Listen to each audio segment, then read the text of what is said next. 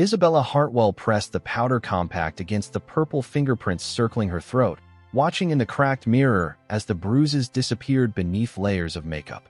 In 3 hours, she would marry a complete stranger to save her ranch. But first, she had to hide the evidence of what desperate women endured when they had nowhere left to run. The irony wasn't lost on her that she was covering up one man's violence to enter into a contract with another man she'd never met. This was survival in 1889 Montana, where women were property and bruises were the price of existing without protection. Her hands shook as she applied more powder to the finger-shaped marks on her collarbone, each one a reminder of last night's encounter with Tobias Fletcher.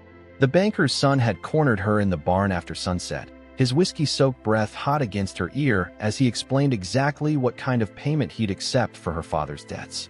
His hands had been everywhere, grabbing and claiming, until Isabella managed to reach her father's rifle hanging by the door. Even then, even with the gun pointed at his chest, Tobias had laughed as he backed away. The threat was clear. He would return, and next time she might not be so lucky. The foreclosure notice lay crumpled on her dresser beside the telegram that offered salvation wrapped in wedding vows.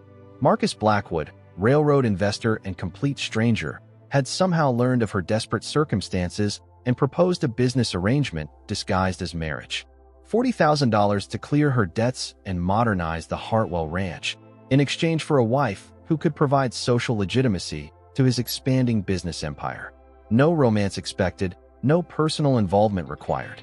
Simply a transaction between two people who possessed something the other desperately needed. Isabella had been running the ranch alone for 2 years while her father drank himself into an early grave, managing everything from cattle sales to seasonal hiring, while the bank and neighboring ranchers pretended she was merely helping rather than leading. She knew every acre of this land, every head of cattle, every fence post that needed mending.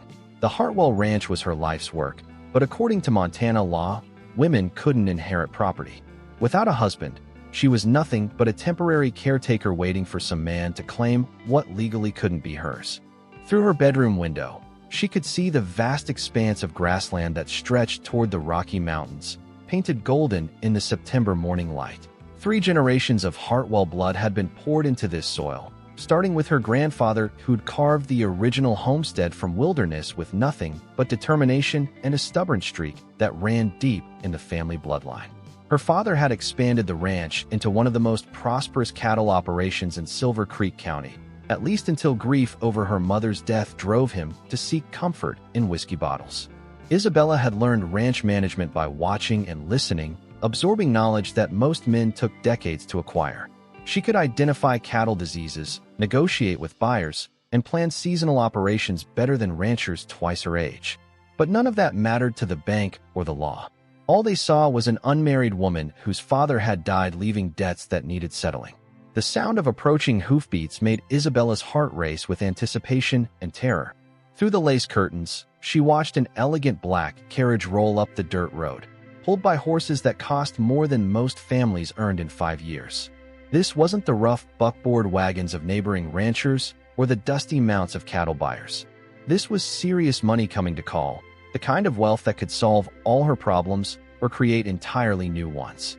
Marcus Blackwood stepped down from the carriage with the fluid grace of a man accustomed to command. Even from her second-floor window, Isabella could sense the power that surrounded him like an invisible force field. He was taller than she'd imagined, dressed in a perfectly tailored black suit that marked him as Eastern money with Western ambitions.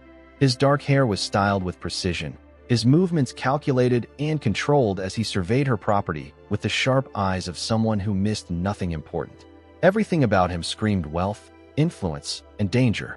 This was a man who got what he wanted through whatever means necessary, and right now he wanted a wife who could help him navigate the complex social requirements of respectable Western society. Isabella understood the arrangement perfectly because desperation had made her practical about survival. Marcus needed legitimacy and social standing that only marriage to an established ranching family could provide. His telegram had been refreshingly honest about his motivations.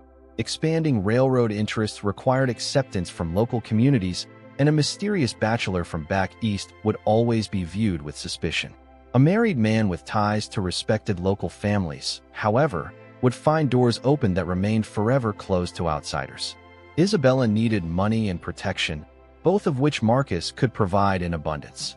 The mathematical simplicity of their arrangement should have been comforting, but something about his intensity, even viewed from a distance, made her stomach flutter with nervous energy. She finished covering the bruises and checked her reflection one final time.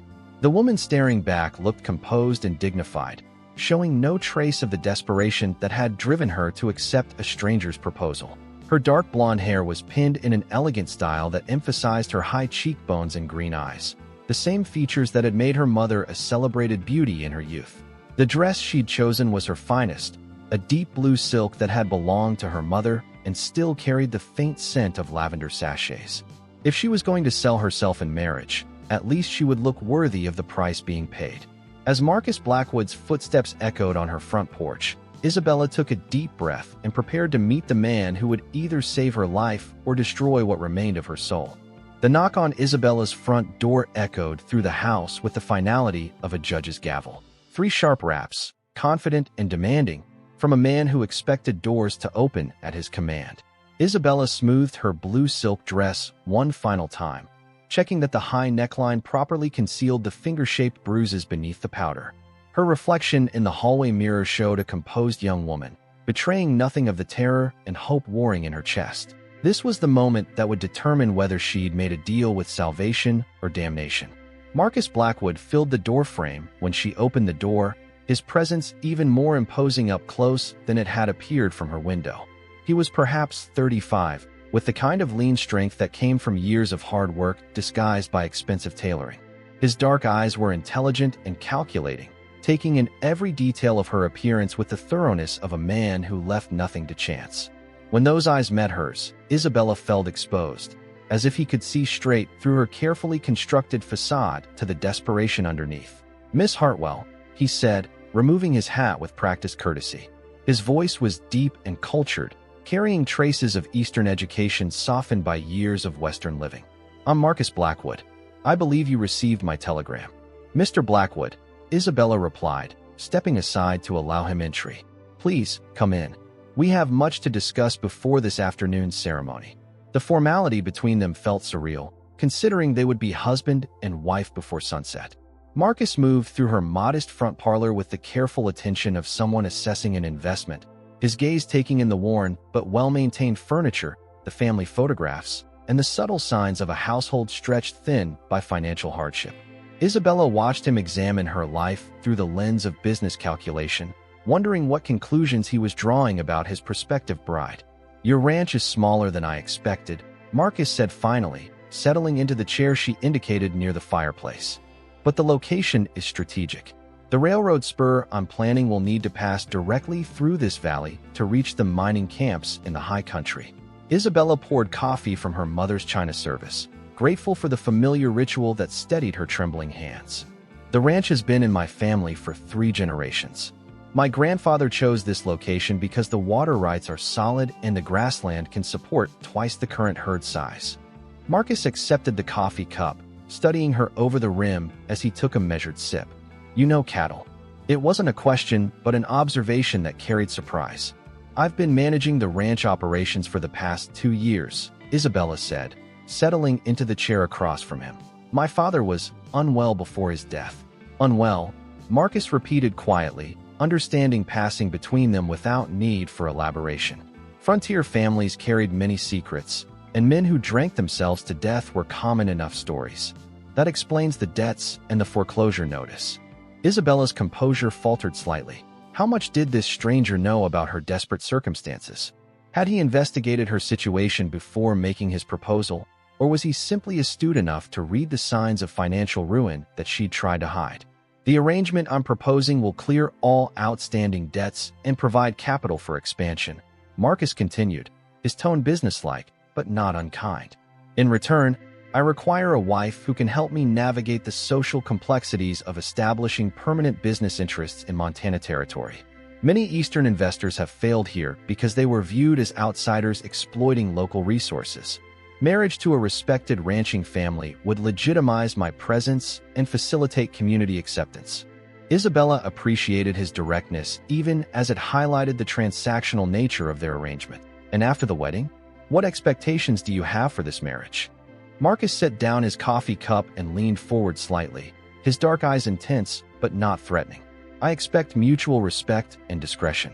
You'll retain full management of ranch operations while serving as my hostess for business and social functions. I travel frequently for railroad business, so you'll have considerable independence. Our private arrangements will remain exactly that, private. The careful distance he was establishing should have been reassuring, but something in Isabella's chest twisted with unexpected disappointment.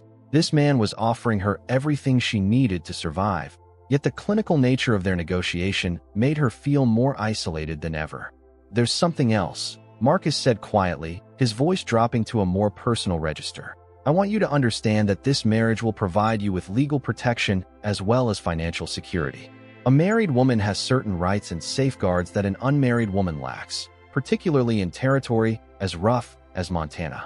Isabella's hand unconsciously moved toward her throat before she caught herself. Could he somehow sense the violence she'd been hiding? Was her makeup not as effective as she'd hoped? "I appreciate your consideration, Mr. Blackwood," she said carefully. "This arrangement benefits us both."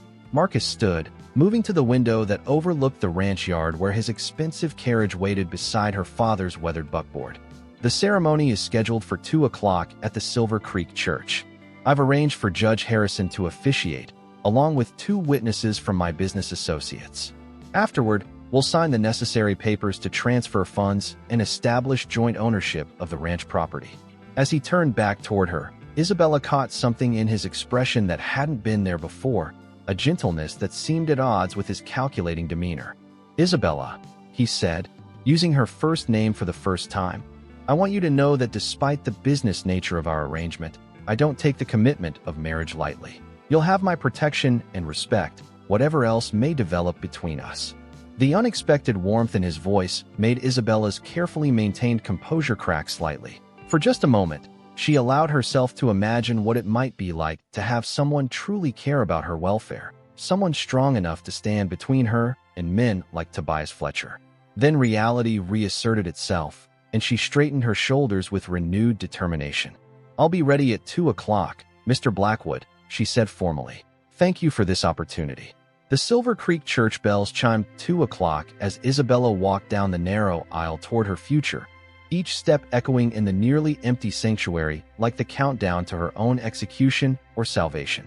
The church seemed larger and more imposing than usual, its simple wooden pews stretching endlessly before her, while dust motes danced in the colored light streaming through stained glass windows that had witnessed countless marriages, baptisms, and funerals over the past 20 years.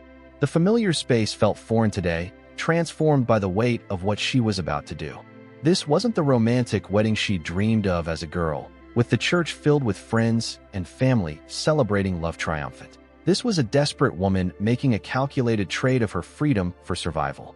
Only Marcus's 2 business associates occupied the front pews, their faces politely neutral as they witnessed this strange transaction disguised as a wedding ceremony. Isabella recognized neither man, though their expensive suits and careful grooming marked them as serious Eastern money, the kind of associates who dealt in thousands of dollars in railroad contracts that could make or break entire communities. One was elderly with silver hair and kind eyes that reminded her painfully of her grandfather. The other was younger, perhaps Marcus's age, with the sharp features of someone who lived by his wits and thrived in the competitive world of territorial business expansion. Both men watched the proceedings with the detached interest of witnesses to a business merger rather than a sacred union. Judge Harrison waited at the altar beside Marcus, his weathered features kind but undeniably curious about the hasty arrangement that had brought them all together on such remarkably short notice. The judge had known Isabella since childhood, had bounced her on his knee during church socials when she was small, had officiated at her parents' wedding 23 years ago in this very same spot. She could see questions in his faded blue eyes about this sudden marriage to a stranger, concern for the young woman he'd watched grow up in his community. But frontier life had taught him discretion about other people's desperate choices, and territorial judges learned early not to pry into motivations that were clearly none of their business. Still, his paternal concern was evident in the gentle way he looked at her. Isabella had chosen her mother's wedding veil, the delicate Brussels lace yellowed with age but still breathtakingly beautiful in the afternoon sunlight. The veil had been her mother's pride, imported from back east at considerable expense for a frontier rancher's wedding, and wearing it now felt like carrying Elizabeth Hartwell's blessing into this uncertain future. Her mother had been radiant in this veil, according to family stories, glowing with love and anticipation as she pledged herself to Isabella's father when he was young and hopeful rather than bitter and broken. Isabella wondered what her mother would think of this arrangement, whether Elizabeth would understand the impossible choices that had led her daughter to this moment. Beneath the precious lace, Isabella's makeup felt thick and foreign against her skin, each layer of powder a barrier between her shameful reality and the respectable facade she needed to maintain. She'd spent nearly an hour that morning applying and reapplying cosmetics, trying to create coverage that looked natural while hiding evidence that could destroy her last chance at salvation. The bruises underneath throbbed with every heartbeat, reminding her why she was here, what had driven her to accept a stranger's proposal rather than face another night of Tobias Fletcher's increasingly bold advances. Each throb was a reminder of fingers that had grabbed too hard, of threats whispered in her ear, of the helplessness that came with being a woman alone in territory where strength was the only law that truly mattered. Her hands trembled as she carried a small bouquet of wildflowers she'd gathered from her own garden that morning, mountain asters and Indian paintbrush that grew wild along the creek bed where she used to play as a child. The simple flowers were the only personal touch in this business arrangement that would legally bind her to a man she'd met for the first time 3 hours ago. She'd considered buying hothouse flowers from the general store, something more appropriate for a wedding, but her pride had rebelled at spending money she didn't have on artificial beauty when her own land provided natural grace. Everything else about this wedding was foreign, calculated, stripped of the romance and anticipation that should have marked the most important day of a woman's life. Marcus stood waiting at the altar in his perfectly tailored black suit, every inch the successful railroad magnate who could buy and sell most frontier towns without significantly impacting his vast fortune. His presence dominated the small sanctuary the way mountains dominated the horizon, impossible to ignore or diminish. But as Isabella drew closer, she caught something different in his dark eyes, something that hadn't been there during their formal negotiations in her modest parlor. Where she'd expected cold calculation befitting a business transaction, she saw what might have been genuine anticipation, even nervousness. This powerful man who commanded railroad empires and bent entire territorial governments to his will seemed oddly uncertain as his purchased bride walked toward him, as if he too was questioning the wisdom of binding himself legally to a complete stranger whose desperation had driven her to accept his unusual offer. The afternoon light streaming through the windows caught the silver threads in Marcus's dark hair, revealing that he was perhaps older than she'd initially estimated, closer to 40 than 35. There were lines around his eyes that spoke of years spent squinting into prairie sun and making decisions that affected thousands of lives across multiple territories. His hands, she noticed as she approached, bore calluses despite his obvious wealth, suggesting he'd earned his fortune through more than inherited privilege or financial manipulation. This was a man who understood hard work, who had built his empire through personal effort and intelligent risk-taking rather than pure luck or family connections. The realization was oddly comforting, suggesting that despite their vast differences in circumstances, they might share certain fundamental values about the dignity of honest labor. When she reached the altar, Marcus offered his arm with old-fashioned courtesy that seemed genuine rather than performative. Isabella was surprised by the steadiness of his presence beside her, the way his nearness made her feel protected rather than threatened for the first time in months. After endless weeks of fearing every man who came too close, of jumping at shadows and sleeping with her father's rifle within reach, this stranger's proximity brought unexpected comfort. Instead of the familiar spike of anxiety she'd grown accustomed to experiencing whenever masculine voices grew too loud or footsteps approached too quickly. Judge Harrison opened his worn Bible to the marriage ceremony. The leather binding cracked from decades of use in everything from elegant church weddings to hasty frontier ceremonies performed in saloons, mining camps, and military outposts throughout Montana Territory. The book had seen joy and sorrow, hope and desperation, love matches and arrangements of convenience that somehow grew into something deeper over time. Dearly beloved, he began in his resonant voice that had comforted generations of Silver Creek families through life's major transitions. We are gathered here today to join Marcus Blackwood, and Isabella Hartwell in the bonds of holy matrimony. The familiar words echoed strangely in the mostly empty church, taking on weight and solemnity that made Isabella's chest tighten with unexpected emotion. As the judge continued with the traditional service that she'd heard countless times at other weddings, Isabella found herself studying Marcus's profile, trying to understand the man who was about to become her husband in the eyes of God and territorial law. His jaw was strong and determined, suggesting someone accustomed to making difficult decisions and living with their consequences. His nose was slightly crooked as if it had been broken at some point in his past, adding character to features that might otherwise have been too perfect for a man who'd clearly lived through significant hardships. There was a small scar near his left temple, barely visible, but suggesting violence in his history that matched her own recent experiences with brutality and helplessness. This man had fought battles, had survived dangers that left permanent marks on his body and probably his soul, and something about that knowledge made Isabella feel less alone in her own struggles against circumstances beyond her control. They were both survivors, she realized, people who'd learned to adapt and endure whatever life demanded of them. Perhaps that shared understanding might provide a foundation for their unusual arrangement, a basis for mutual respect that could sustain them through whatever challenges lay ahead.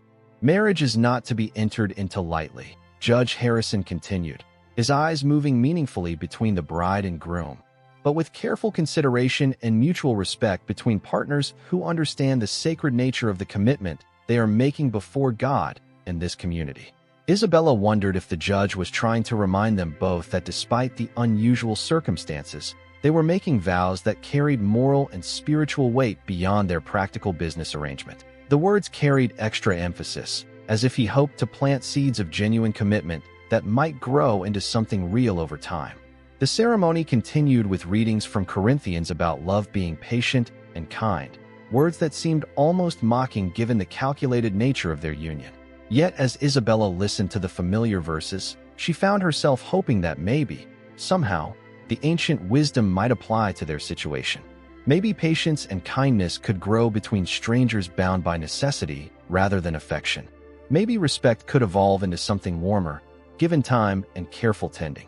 Do you, Marcus Blackwood, take Isabella Hartwell to be your lawfully wedded wife, to have and to hold, in sickness and in health, for richer or poorer, for better or worse, till death do you part? The words hung in the air between them, heavy with implications neither had fully considered during their practical negotiations that morning. These weren't just legal formalities, but sacred promises that would bind them together through whatever trials awaited them. I do, Marcus replied, his voice steady and sure, but Isabella caught him glancing at her with something that looked remarkably like protective concern rather than mere business interest. He wasn't just agreeing to a financial contract, she realized with surprise. He was making a genuine promise, committing himself to her welfare in ways that went far beyond their monetary arrangement. There was something in his tone that suggested he understood the full weight of what he was pledging. Do you, Isabella Hartwell, take Marcus Blackwood to be your lawfully wedded husband, to have and to hold, in sickness and in health, for richer or poorer, for better or worse, till death do you part? Judge Harrison's voice carried gentle encouragement, as if he hoped this unusual union might somehow grow into something real and lasting despite its unconventional beginning. Isabella's throat felt dry as Montana dust in August, her voice barely a whisper as she managed to say, I do. The words felt strange on her lips, formal and binding in ways that both terrified and relieved her simultaneously. She was giving up her independence, her right to make decisions about her own future, but she was gaining protection and security that had been stolen from her the night her father died and left her vulnerable to men like Tobias Fletcher. The rings, Judge Harrison prompted, and Marcus produced 2 simple gold bands from his vest pocket. Isabella hadn't expected rings, hadn't even thought about such details during their brief courtship. But Marcus had clearly considered every aspect of making their marriage appear legitimate and binding in the eyes of both law and society. The bands were beautiful in their simplicity, classic and elegant without being ostentatious. As he slipped the ring onto her finger, Marcus's touch was gentle and respectful, his large hands surprisingly careful with hers, as if she were made of delicate china rather than frontier steel. The gold band felt foreign and significant, marking her as a married woman for the first time in her life, protected by law and social convention in ways she'd never experienced before. The weight of it on her finger was both comforting and terrifying, a tangible reminder that her life had just changed irrevocably. "You may kiss the bride," Judge Harrison announced with a smile that suggested he hoped this unusual arrangement might grow into something genuine over time, despite its practical beginnings. Marcus turned toward Isabella, his movements careful and respectful as his hands rose to lift her veil. This was the moment she'd been dreading since accepting his proposal, when the intimate act of unveiling would expose her too closely, when her carefully applied makeup might fail to hide what she desperately needed to keep secret. Her heart hammered against her ribs as the delicate lace lifted away from her face, revealing her to her husband's scrutiny for the first time without barriers between them. As the veil cleared her features, Marcus's dark eyes met hers with surprising gentleness. But then his gaze moved lower, taking in the high neckline of her dress, the careful way she held her shoulders, the strategic positioning of her hair around her throat. Isabella watched his expression change as his businessman's eye for detail caught what she'd tried so desperately to hide. The powder had concealed most of the bruising, but not all of it, and Marcus Blackwood was clearly a man who noticed everything, who missed no detail that might affect his interests or understanding. His fingers, still holding the veil, went very still as his eyes found the faint purple shadow near her ear that no amount of makeup had been able to completely erase. Another bruise, barely visible but unmistakably real, marked the line of her jaw where Tobias Fletcher's thumb had pressed too hard during his assault in the barn 3 nights ago. Marcus's gaze swept over her throat and collarbone with new understanding, reading the careful application of powder, the strategic draping of fabric, the way she unconsciously flinched when he moved too suddenly or when unexpected sounds came from behind her. "Isabella," he said quietly, his voice carrying a dangerous edge that made the witnesses lean forward to hear better. His thumb moved with infinite gentleness to trace the air just above the barely visible marks, not touching her damaged skin, but clearly seeing every sign of violence she'd tried to hide beneath layers of cosmetics and careful positioning. The fury that flashed through his dark eyes was swift and terrible, like summer lightning before thunder rolls across the prairie, promising storms that would reshape the landscape. Marcus Blackwood was a man who controlled railroad empires and commanded respect through calculated power and intelligent strategy. But in that moment, Isabella saw something primal and protective that had nothing whatsoever to do with business calculations or financial arrangements. His jaw clenched as understanding dawned, his hands trembling slightly with barely controlled rage at whoever had dared to hurt the woman who was now legally his to protect. The transformation was startling, revealing depths of character that his polished exterior had concealed. "Who did this to you?" The question was barely audible, meant only for her ears, but it carried the weight of mountains and the promise of retribution that would be both swift and final. Isabella's carefully maintained composure began to crack under the intensity of Marcus's regard, the protective fury in his dark eyes more overwhelming than any kindness she'd received in months. She'd expected many reactions from her new husband upon discovering her shameful secret, but this fierce protectiveness was not among them. The judge and witnesses waited expectantly for the traditional kiss, but Marcus seemed to have forgotten their audience entirely, his attention focused completely on the evidence of violence that her makeup had failed to completely conceal. "It doesn't matter now," Isabella whispered, but even as she spoke the words, Marcus's expression suggested it mattered very much indeed to him. His thumb still hovered near the bruise on her jaw, not quite touching but close enough that she could feel the warmth of his skin. Instead of the gentle ceremonial kiss typically expected at wedding ceremonies, Marcus leaned forward and pressed his lips softly to her forehead, a gesture so tender and protective that Isabella felt tears threatening for the first time since her father's funeral. The kiss was reverent, promising, claiming her not as property, but as someone precious who deserved protection and care. When he pulled back, his eyes held a promise that went far beyond their business arrangement, a commitment that transcended contracts and financial negotiations. "It matters to me," he said quietly, his voice carrying absolute conviction that resonated through the small church. "And it will never happen again." Judge Harrison cleared his throat diplomatically, reminding them of their audience and the ceremony that still needed completing, but something fundamental had shifted between the bride and groom. Marcus had seen her shame, her desperation, her vulnerability, and instead of disgust or disappointment, Isabella had witnessed something that looked remarkably like genuine care mixed with dangerous determination.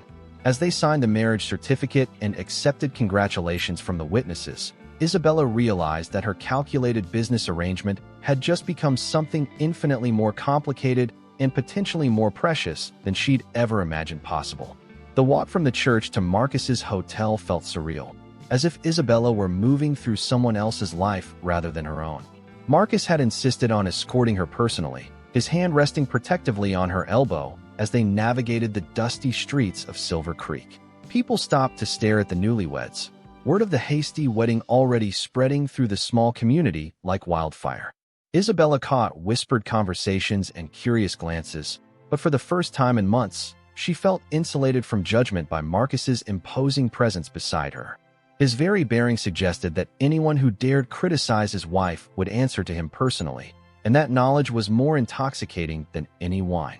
They'd barely reached the hotel's front porch when Tobias Fletcher appeared, apparently having heard about the wedding and come to investigate this unexpected development. Isabella's blood ran cold at the sight of him, her body automatically tensing with the memory of his hands grabbing her, his whiskey-soaked threats echoing in her ears. Tobias was drunk even in mid-afternoon, his expensive suit wrinkled and his pale eyes glittering with malicious amusement as he approached the newlyweds. Well, Tobias slurred, his gaze raking over Isabella with familiar contempt. Looks like our little widow found herself a husband after all.